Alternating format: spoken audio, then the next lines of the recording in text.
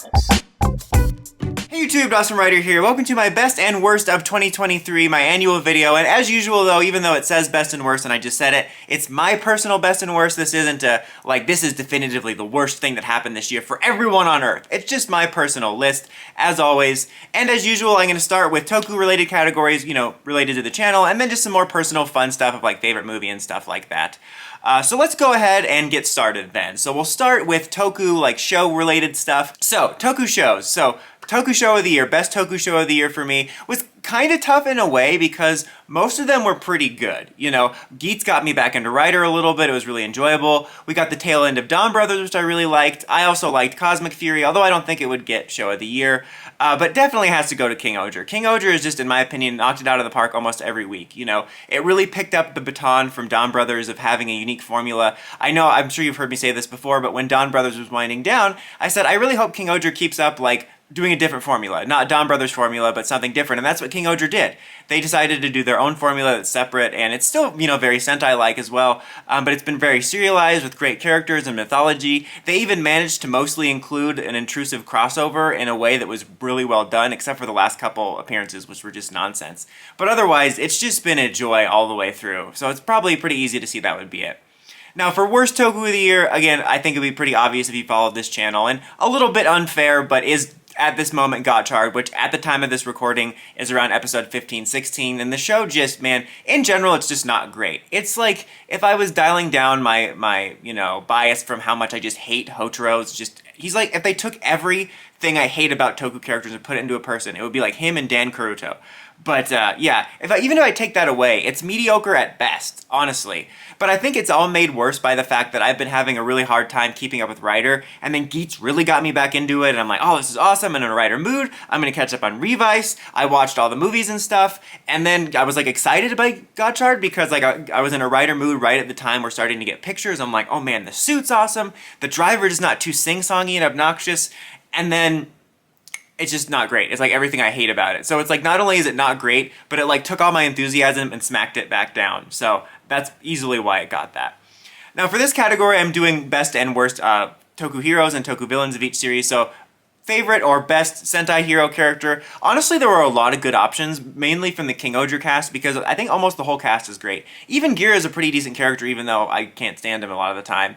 But I'm going to give it to Rita, actually. I almost wanted to give it to Jeremy because he's broken that streak of having a Sixth Ranger that's solely a cartoon bit, especially after last year, but Rita's just been the most joy to watch. This really great amalgam of I've talked about, this is a weird comparison, but I've talked about how Abba Ranger kind of represents all the greatest hits of what a Toku series could be. In a way, Rita can kind of represent all the greatest hits a Toku character could be, where they can be really stoic and badass and you believe it, but then they can also use that same stoicness for humor, and then they have those outbursts just through the right amount of times. It doesn't overdo it like an obnoxious Toku lead or anything. It's just perfectly done, and not to mention they're an interesting character, and I love their suit. They got, for me, the coolest of the core 5 suits. Just definitely my favorite of the year, even though I think some characters could arguably be considered better objectively. Now for worst Sentai character of the year, I almost wanted to originally give it to I don't like Gira because he's annoying, and honestly King's a terrible actor. They hired him for his stunt work, but I'm like, still. And Kaguragi I wasn't too big on until recently, but I gotta give it to, I don't even know his name, just the annoying villager from King Oger. I mean, don't get me wrong, dude does his job well. He plays the face of the outrage for the 15,000 times that public opinion has gone against the King Ogers, but dear God, he's so annoying and so easily swayed by anything that people say. He's like that person that believes every article he believes on the internet, or reads on the internet, and then just, can't stand the dude. So I was like, none of these other characters I'm kind of don't like Gira deserve worst character more than him. Now for Rider, best Rider character, or Rider hero for me was Nago from, or Nago, I keep wanting to say Naga from Geats. She was such a great female Rider protagonist in my opinion. I remember reading that there was talk of when they were pitching Revice, they're like, oh, we want to do a female Rider, but it just wouldn't work. And so some of the people behind the scenes wanted to make it show that John could be a female protagonist, even though she wasn't. And she was a great character, don't get me wrong, but most of her character kind of revolved around Aguilera's redemption. So it was nice to see a character whose story was more about her. And like, I was worried about her character at the start because they're like, oh, she's gonna be like an influencer or whatever. I'm like, ah, it's like the perfect recipe for like papu, pipu, popo, annoying stuff. But no, she was like a person. That's one thing about the Geats cast was great. They felt like people. But like in general, even before the big twist, I thought she was one of my favorites because she had just like a really human, grounded, relatable motivation. And then you get the huge plot twist about her being basically a fake person, and that just kind of doubles down on her like sense of like self-worth, where she was like, no one loves me for me, and I'm like, well, I'm not even a person. And fascinating, probably my favorite character by far in the series. Now, as far as worst favorite writer character, you know who it is. You know who it is. I don't even need to say it. It's Hotaro. He's the worst. Just the worst. The worst! So I don't even need to go on about it. I've bashed him in almost every video, even unrelated videos. I'm like, hey YouTube, Dosm right here. Welcome to my review for the new Omnitrix. Hotaro is trash! For villains, best Sentai villain, I gotta give it actually to Rackley's. Honestly, there have definitely been some interesting villains pop up on King Odra. It took a while for the monstrous villains to take off. But Rackley's has been a great, consistent presence where he also plays the role in the way that you love to hate him, but not like almost strict hate like the villager guy. And you know, as of this recording, we had a big twist where he might be redeemed, probably. Regardless, they did a really good job, whether he's redeemed or not, of keeping him mostly like leaning evil with like only little sprinkles of gray. Whereas like past characters like Stacy, you know, they lay it on as thick as peanut butter that this idiot's gonna be redeemed. And Rackley's, they played it so well in my opinion, and he's had the most interesting dynamic. Not to mention, I love having that interesting dynamic of a human villain and all this sort of political drama, which is such a nice change of pace from the usual Rangers versus Big Bad. Now, as far as worst Sentai villain, you know, I almost gave it to the Bugnarok just because they did take a while to get going, and by the time you found out anything interesting about them, they were dead. Kind of reminded me of the Wizard villains. I'm like, hey, you're gonna learn about, not Wizard, Saber villains. You're gonna learn these guys are actually pretty interesting right before they're dead and after their death. But I'm pretty sure these guys debuted, or at least were in the latter half of Dawn Brothers, but the second wave of villains. Basically, the second wave of the villains that came in to replace, you know, our main villains like Sonoy and stuff once they got redeemed. Mainly because, I mean, I felt like I wished one of the core three original villains wasn't redeemed. I thought it was too cliche that all of them were. But unlike the main three villains, which had sort of character development, these guys were just straight up cartoons. Like, they were just annoying, obnoxious cartoons, and I just didn't like them all that much. So I was trying to think about it. I'm like, there was no Sentai villains I really hated. I'm like, no, I didn't like these guys, so they get worse Sentai villains. Now, best and worst writer villain are gonna go to both things from Geats. Now, I thought about giving, you know, you have the Godchild villains, which haven't had much time, and they're not great, but they're the best thing about the series, so I don't think they deserve to be worst. But for me, the best Geats villains are some of my favorite, at least, ideas for writer antagonists in all of the franchise. That sounds like an statement, but the Watchers, like, you know, the way that they watched Buffy, you know, just you know, but the Watchers, the audience members, you know, specifically like Keikoro and the crazy girl whose name I forget because I'm terrible at toku names, but that was such a fascinating story for me. Like, there was something kind of unsettling and interesting about these characters that are just from this future where everything's predestined, where they're just entertained by watching these people's lives be ruined. And they all had different motivations. Obviously, you had Jin, who wasn't a villain. He had his own perspective. But then you have Keikoro, who almost comes across as an ally at first, but he basically just wants to watch a Kamen Rider show. And then you have the girl that just wants to watch the world burn. I found that to be fascinating. I think one of the most interesting ideas on an antagonist. Now, on the other side, for worst writer villain, I'm going to give it to the staff members from the Grand Prix. Now, initially, it made sense. Like, I actually liked when the staff members first got involved and they had the cool system with all the balls flying around. Wait. But you know what I mean, like, that made sense, and there was something actually kind of cool about, like, oh, stuff's gotten to the point where the staff has to intervene, and they have an extra powerful writer system. But then eventually I felt like they just used the staff as a crutch where, like, oh, we don't have anybody for them to fight. Like, it's another executive!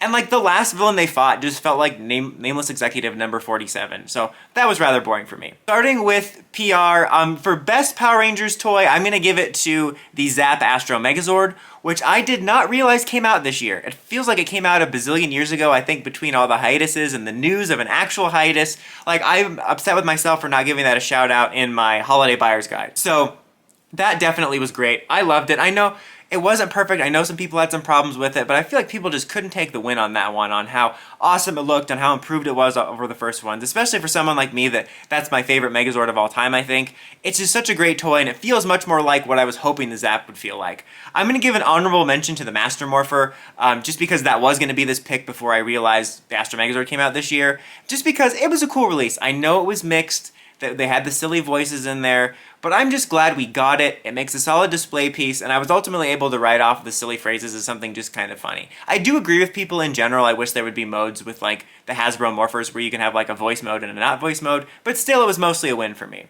Now, as far as worst Power Rangers toy, it goes to the entire Cosmic Fury line. Now, I'm not as hard on it as most people. Don't get me wrong, I think it's pretty bad, but I'm not acting like it's destroying the world and is personally attacking fans by existing. But it's just not a great showing. You know, oddly enough, I think the best entry that deserves the least heat of this is the mask set, because it delivers on exactly what it's supposed to be. A cheaply priced little mask set for kids to wear. You know, it's not worse than it should be, not better than it should be. It's exactly what it should be. And hell, the mask even makes a solid display piece for collectors. So that's weird that that's the least problematic of them. But the Morpher, credit where credit is due. It's got a lot of sounds. It has some attempt at some fun features with the interactiveness. But it looks like the prototype.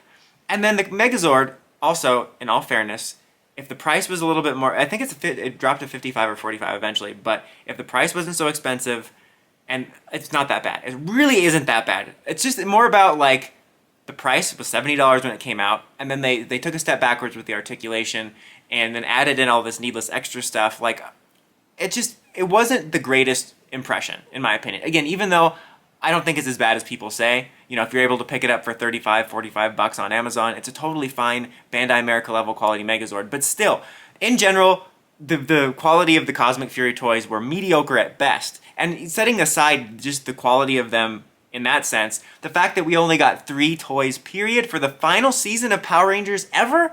Come on, son. Now moving on to Sentai for Best Sentai Toy of the Year. I mostly just went with kind of the loose category, but honing in on my 2 specific favorites was the King Odra Mecha. I really have been loving the more articulated version of the Megazords because it's cool. It gives you more dynamic poses because it's articulated, obviously. Why would you state that? Thank you, Catherine Obvious. But also they look much more accurate than Sentai Mecha usually do. I think in particular I really like Spider Kimonos' mech. It was like a journey with that because when I first saw it I'm like, I feel like I should like this more. And then when I finally got it I'm like, oh no, I really do like it.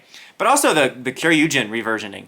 That one was cool. Like, I knew I was probably going to like it, but I'm like, man, this is really cool. Maybe it was just like made better by the fact that my other Kyoryugen is about to like if I breathe right now, it might collapse on the shelf where it is now. But it was great.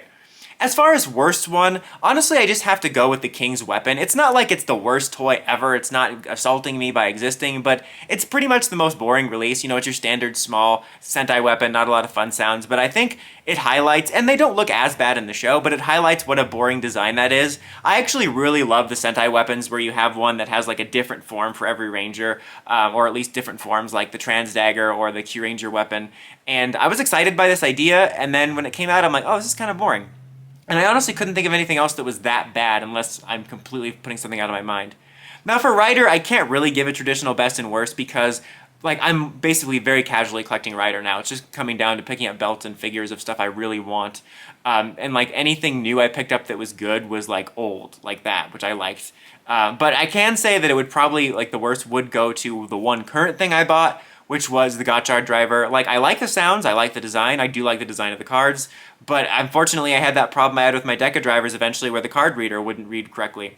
And that sucks. Like, again, I was hyped for Rider. Like, on this Rider mood, the show brought me down, the toys brought me down. And especially since it was a problem I already had with my Deca drivers, at least those had the courtesy to wait 6 months to a year to start doing that. This was like 6 seconds after I put the batteries in. Alright. Now we move on to some non-toku related categories. You know, this might not interest you, just kind of more casual, fun stories of stuff. So, favorite movie of the year. I know there was a lot of movies this year. I saw a lot more movies the last couple years in general, because usually I just go for like the tent poles, like superheroes, Star Wars stuff, but I've been trying to see more movies. And as you might know, again, if you follow the channel regularly, my favorite superhero of all time is Spider-Man. So you can probably tell that my pick for favorite movie of the year is Scream 6. Like, for real though. Like, I did love Spider-Verse, there was a lot of other movies I liked, but I just really enjoyed Scream 6. Got the Steelbook finally recently. It was just great. It was also just like a great time because I was like missing the spooky season, and there was this kind of window in March when I saw Scream 6 multiple times and they were like re-airing the movie on TV, and I don't know. It was just probably my favorite movie of the year. I would say it's maybe not the best of the year, even though I think it's great, but it was my personal favorite movie experience. Now for worst, I almost couldn't think of one because even though there were some movies that were definitely lesser favorites, there weren't any that I'm like, yeah, this is the worst. And so I almost gave it to that Dosm Brothers movie. And then I finally saw one that I think came out this year, which was Winnie the Pooh Blood and Honey, which is that, you know, if you didn't know, it entered the public domain, so they made a Winnie the Pooh slasher movie. And I wasn't expecting this to be good, but I was thinking maybe at the very least it'll be dumb fun, but it's really a generic, like calling it a sci-fi original movie style movie would be an insult. It's like the most generic excuse to have a slasher ever. I'll admit there's kind of a curiosity behind the idea of the premise, but it's just not great.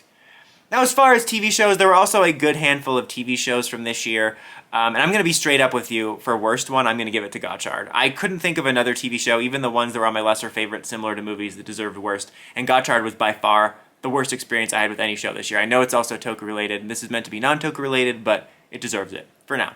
We'll see. Only episode 15. Maybe it'll surprise us. Probably not. But for best TV show of the year, I really struggled with this because there was a lot of good options, but I'm going to have to give it, honestly, personally, to Ahsoka, Star Wars Ahsoka. I thought it was a great show, and it just kind of meant a lot to me, too, as someone who is a big fan of, like, Rebels and stuff, to get to see, like, finally, effectively Rebels Season 5 bringing all these things in. And I was, like, worried about it, not because I was worried, like, Disney doesn't know how to handle it, woke, but because I was so attached to the animated versions, and I felt like I was, like, mixed, because I'm like, on one hand, it's so cool to get the recognition of these characters making it into live action, but I also hate that people don't consider them to be real characters if they're animated. But I was like, this is so cool to get that recognition, but I feel like it's going to take the wind out of the reunions because it's not going to really feel like the characters I know reuniting. But they did a great job with that. Like, Sabine felt like a little bit animated, a little bit something new, but close enough where it was great and I really enjoyed her character. But especially Ezra, the guy that plays Ezra, nailed it. He, like, felt like Ezra. I think it helps that Ezra had, like, more of a noticeable time jump, like, aging, so you could kind of fill in the gaps there. But man, it really did feel like I got to feel the emotions of those reunions, even though they made the jump to live action. Not to mention stuff like getting to see Hayden Christensen as Anakin again. As a prequel kid, it's so nice to see them get the recognition from the generation fans that grew up with them. So that's why that show was a little bit special to me. Now, for comic of the year, I do have sort of two. One of them is PR related, which is, this is the weirdest cover to show for it, but is the Hyperforce comic we got, the Hyperforce in the Power Rangers Unlimited series. It wasn't perfect, it was a little rushed, but it was so awesome to be able to get this. I love that they brought the Hyperforce Rangers into the anniversary event. You know, because they got Megan on this, who plays Chloe, they were able to get the voices right. And it was just so nice that we're able to get a little bit of that closure. And there was a lot of like enjoyable comics this year, but this is the one that stood out to me for something that means something. And I don't have a visual aid for this because I'm reading it digitally. I'm actually a little bit behind. But I did want to give a shout out. So I've been reading, I tried to get into like the Dawn of DC stuff, admittedly fallen mostly behind. But I've really been enjoying the Superman run, the primary one. I kind of fell off when they went and did their Nightmare event or whatever because I wasn't following that. So I need to catch up, but I've really been enjoying it. It's just proper, classic, good Superman, but with some really interesting stuff, like him communicating with Lex via Bluetooth. That doesn't sound exciting, but he's kind of like working for him. It's interesting. Regardless, I wanted to give that a shout out. Now, lastly, I think this is lastly, Game of the Year. Game of the Year, I'm about to give you a very generic pick, like Tears of the Kingdom. You know, it is a very generic pick. There's been a lot of good games this year, though. So, like, you could say, I haven't played Baldur's Gate yet, but if you could say that, or Starfield, or whatever, and even Mario Wonder, I was, like, surprised by how much I like that. So, there's lots of picks I think would be good picks. But this one in particular was kind of a special pick for me, just because I didn't like Breath of the Wild as much as most people. I had my problems with it, and I tried to go into this with a much more open mind, and kind of have an experience where I didn't try to rush it and just kind of enjoyed the ride, let the adventure go where the wind takes me, and I was able to have such a much more enjoyable experience. There's still some issues I have with some of the ideas behind the new formula, and I'm still always slightly bothered by Nintendo fans acting like Nintendo invented open world. Open world games have been doing this stuff for decades, guys. But setting that aside, I had such a more positive experience with this game and was able to appreciate so much of what people loved about Breath of the Wild and what this brought to it, and I was really impressed with it.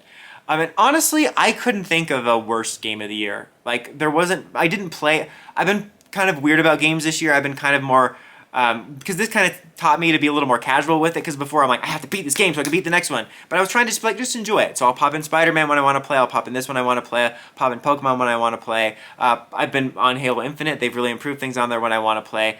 But none of them have been bad experiences, so I can't give you that. But that was my of the year list. Bit of a long video, but I thought it would be fun to have a little fun discussion. Feel free to let me know your guys' favorite things of the year in the comments as always. Until next time, don't forget to like, comment, subscribe, and climb the steps and ring that bell to get notifications for my videos. Dosm Rider, signing out.